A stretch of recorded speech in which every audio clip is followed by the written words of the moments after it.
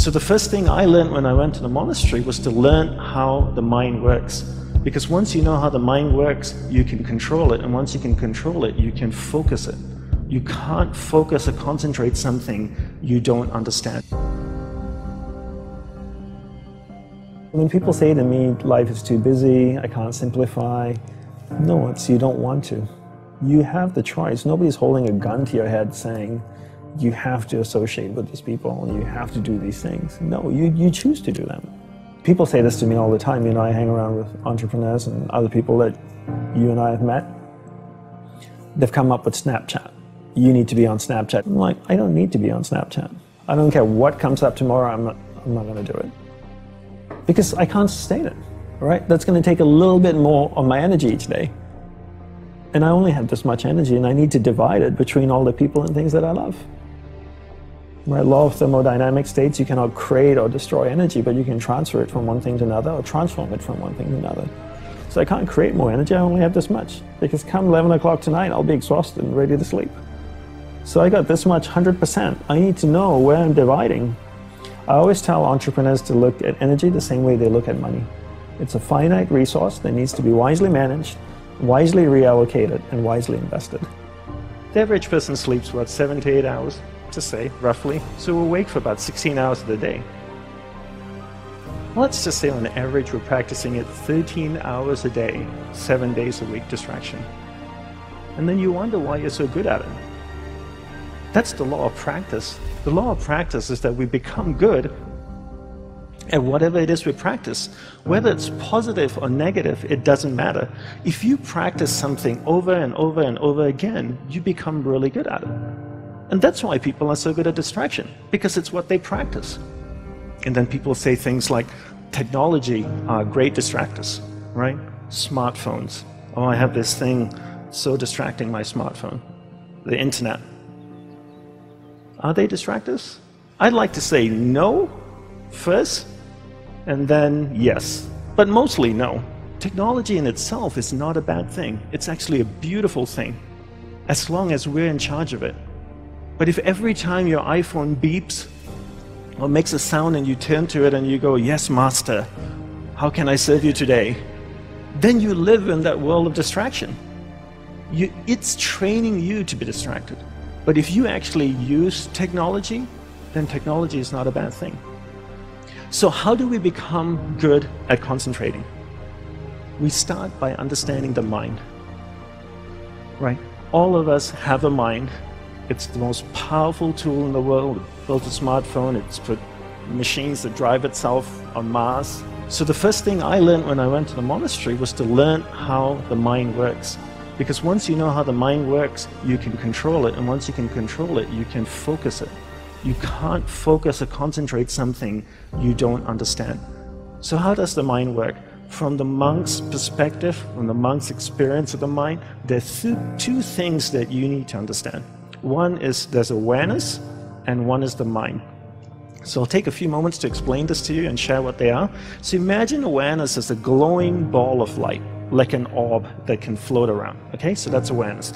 Now imagine your mind as a vast space, vast area with many different sections within it. One area of the mind is anger, jealousy, food, sex, happiness, joy, science, art. And this glowing ball of light called awareness can travel within the mind, and it can go to any area of the mind it wants to go to. And when it goes to a particular area of the mind, it lights up that area. When it lights up that area of the mind, you become conscious of it. And this is what happens all day. We allow people and things around us to take awareness from one area of the mind to another all day long, from the time we wake up. And therefore, we become distracted.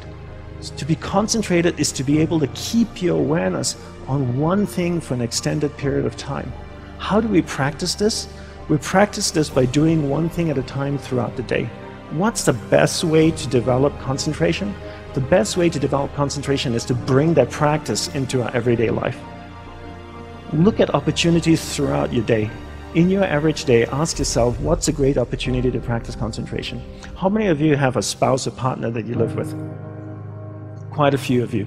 Every time you speak with your spouse or your partner, keep that ball of light, that awareness on that person. It drifts away, bring it back. It drifts away, bring it back. The more you practice this, the more you become better at concentration. Give her or him your undivided attention. So if you speak to your spouse for 2 hours a day, what a great opportunity to practice concentration. Every time you speak with your child, practice concentration. Parents come up to me all the time and say, Dandapani, how can I teach my children to concentrate? Very easy. You learn to concentrate first. There's an old saying that goes, monkey sees, monkey do, And if you can't concentrate, you can't expect your child to concentrate.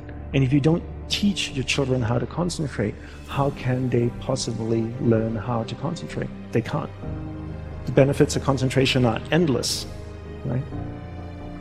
When you're able to concentrate, you're able to focus all your energy into a single given point. Life is a manifestation of where your energy is flowing. And if you can't concentrate your energy, the things that you want to manifest in your life becomes very, very challenging. So learn to concentrate by doing one thing at a time. Bring this practice into everything that you do throughout the day. Make it a part of your life.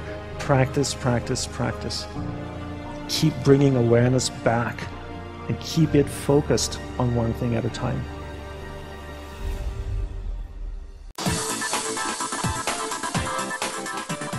This mind is difficult to control. You say, take the mind to God. What should I do? It seems it's more difficult to control than the wind. This is Arjun speaking.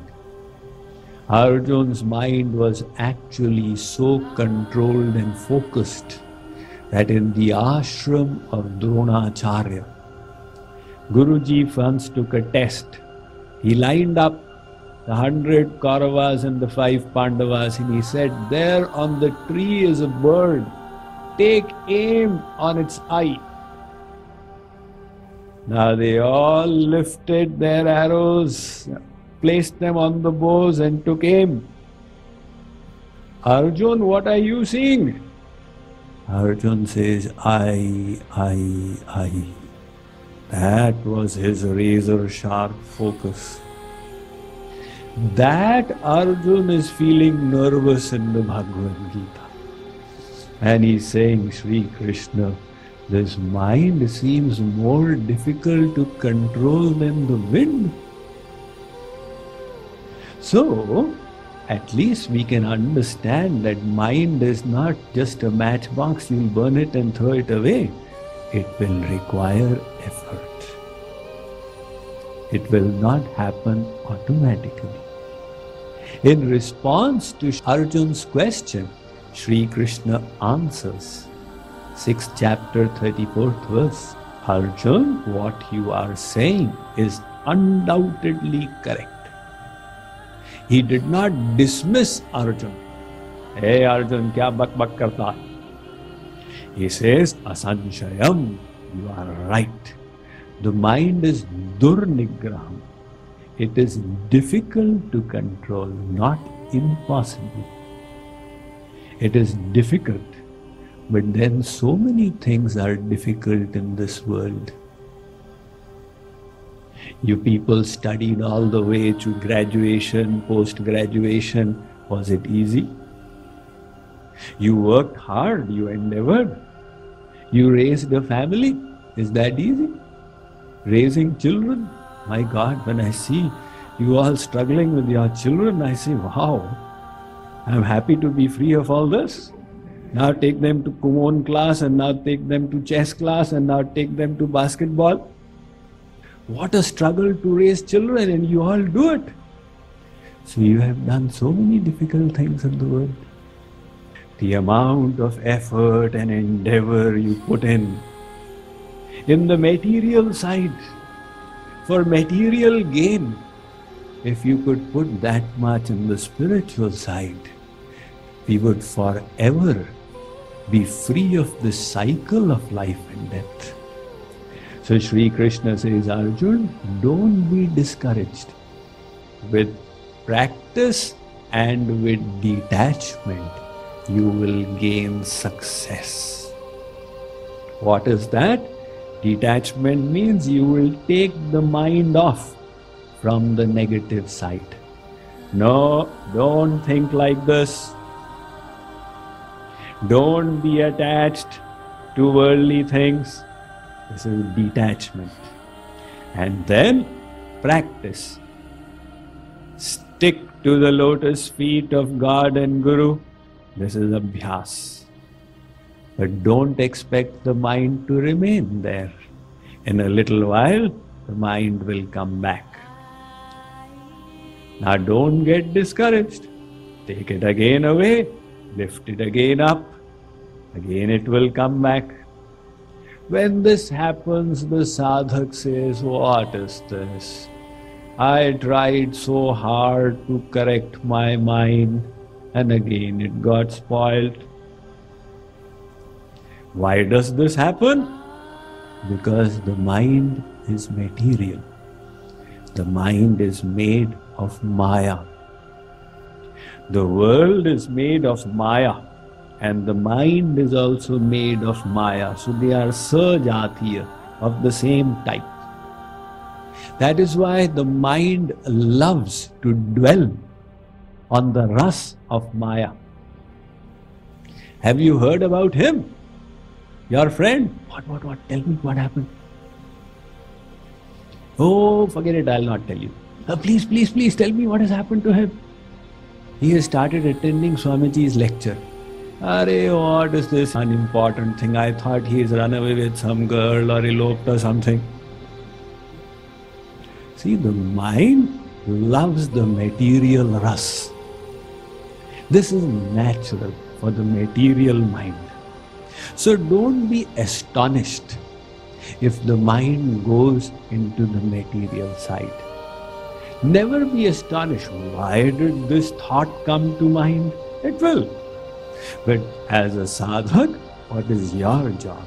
To take it away and take it there. So this vairagya and abhyas is the sovereign recipe for controlling the mind.